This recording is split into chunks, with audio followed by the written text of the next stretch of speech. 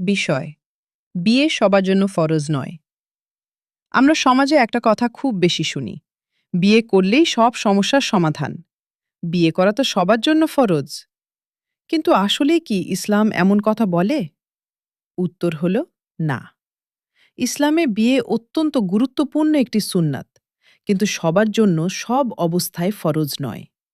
একজন মানুষের অবস্থা, সামর্থ্য এবং দায়িত্বের ওপর নির্ভর করে বিয়ের বিধান ভিন্ন হতে পারে।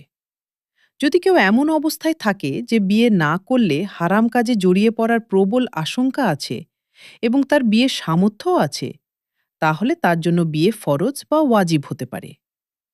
কিন্তু যার এমন আশঙ্কা নেই, তার জন্য বিয়ে সুন্নাত। অর্থাৎ ইসলাম কখনোই এক নিয়ম সবার উপর চাপিয়ে দেয়নি।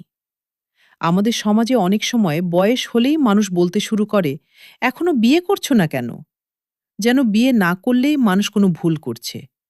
অথচ ইসলাম মানুষকে তার বাস্তবতা বিবেচনা করতে শিখিয়েছে। বিয়ে শুধু একটি অনুষ্ঠান নয়, এটি একটি বড় দায়িত্ব। একজন স্বামী বা স্ত্রী হিসেবে অপরজনের হক আদায় করতে হবে, সম্মান দিতে হবে, ভরণ পোষণের দায়িত্ব নিতে হবে এবং একটি পরিবার পরিচালনা করতে হবে। তাই শুধুমাত্র সমাজের চাপে বা মানুষের কথায় বিয়ে করা উচিত নয়। যে মানুষ এখনো মানসিকভাবে প্রস্তুত নয়, আর্থিকভাবে সক্ষম নয় বা দায়িত্ব পালনের অবস্থায় নেই, তার উচিত আগে নিজেকে প্রস্তুত করা।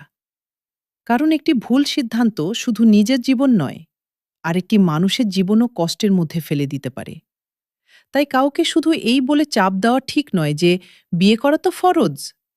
বরং আমাদের উচিত ইসলামের সঠিক শিক্ষা জানা এবং অন্যদেরও তা জানানো। আল্লাহ তাআলা আমাদের সবাইকে সঠিকভাবে দিন বোঝার তৌফিক দান করুন, সঠিক সময়ে সঠিক সিদ্ধান্ত নেওয়ার তৌফিক দিন এবং আমাদের জীবনকে কল্যাণময় করে দিন। আমিন।